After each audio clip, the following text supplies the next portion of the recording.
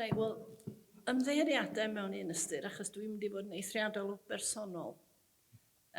Dwi jyst yn mynd i ddweud ym mhrofiad i, o'n i yn cynnwrf y 70au, ond dydw i ddim yn mynd i drio gosod ym mhrofiad i o fewn y cyd-destun. Dwi jyst yn mynd i gyflwyno. Dyna mae'r arf wedi rhoi ar yng nghalon i, a dyna dwi'n mynd i wneud. Ddos i Bangor yn mis Hydref 1972, yn berson af argoeddiadau cry.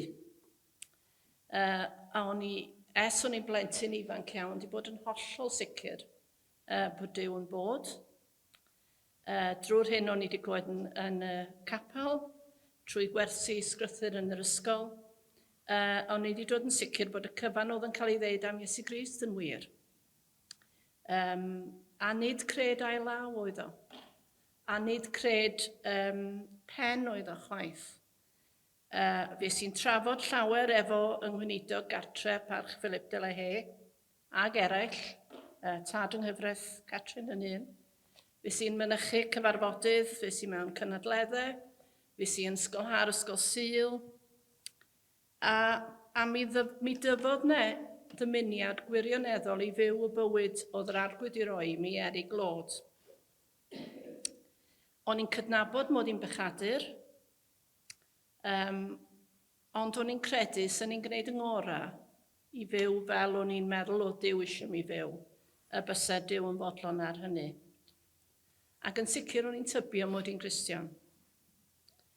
Ond o'n i'n dod wrth fynd yn hun, o'n i'n mynd yn fwy ac yn fwy anesmwyth am un peth. Doeddwn i'n mynd deall y groes.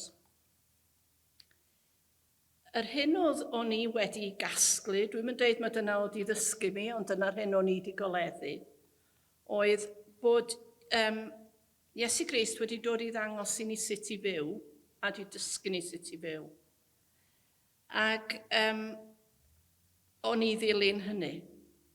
Ac felly o'n i'n mynd deall pam oedd Iesu wedi marw. Ac o'n i'n cofio yn blentyn yn capel Peniel, capel bach yng nghanol Nynman. Oedden ni blant, slon dwrn ohono ni oedd, yn gorfod mynd i'r seti croesion pan oedd hi'n gymyn. Ac o'n i'n gwylio pobl yn cael cymyn ac yn gofyn, be mae hyn ynglyn â fo?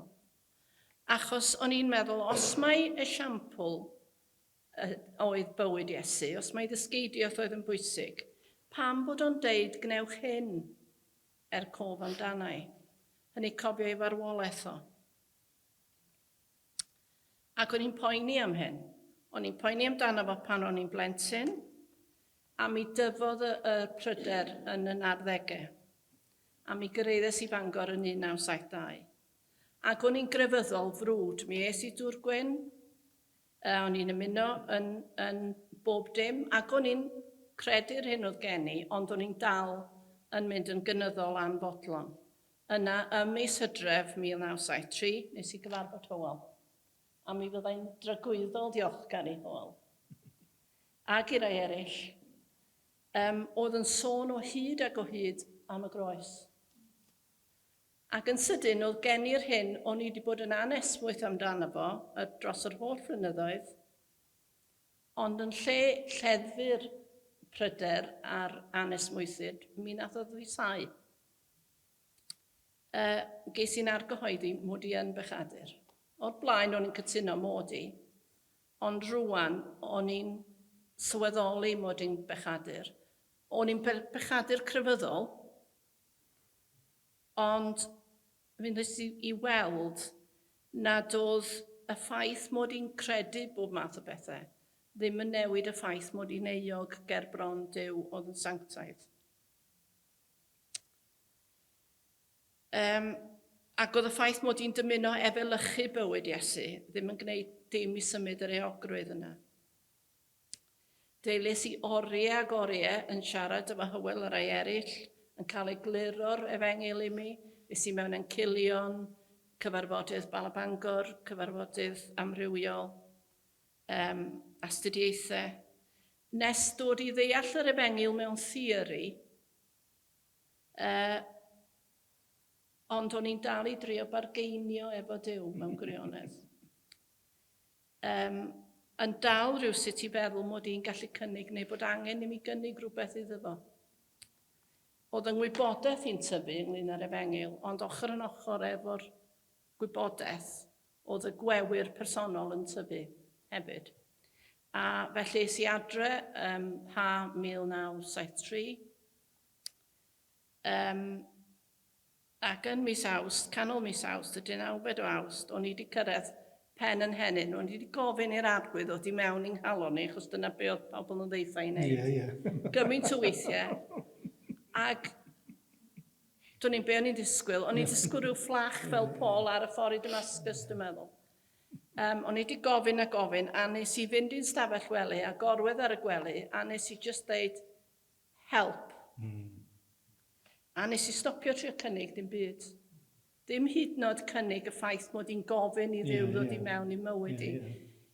A nes I weld o flaen y llygyd I, Iesu Grist ar y groes yn deithau, dwi yma oherwydd ti. A mi newidiodd popeth. Cyn hynny, o'n i'n gofyn I ddiw roed rhywbeth ychwanegol I fi, dod I mewn i'n nghalon I. O'r pwynt yn ymlaen, o'n i'n gwybod bod Iesu Grist I gwneud y cyfan. Mewn ffordd, o'n i wedi dod yn waglaw at y groes. A dwi'n dal wrth y groes, a dwi'n dal yn waglaw. A mi syrthiodd popeth I le, fel dwi'n dweud.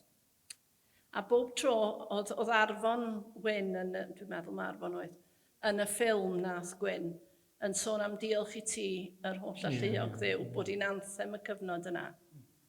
A pob tro dwi'n meddwl am y pnawn syl yna, ac am mhrofiad I o ddod at yr arglwydd, dwi'n meddwl am yr emyn, o aed yr hyfryd wawr ar led.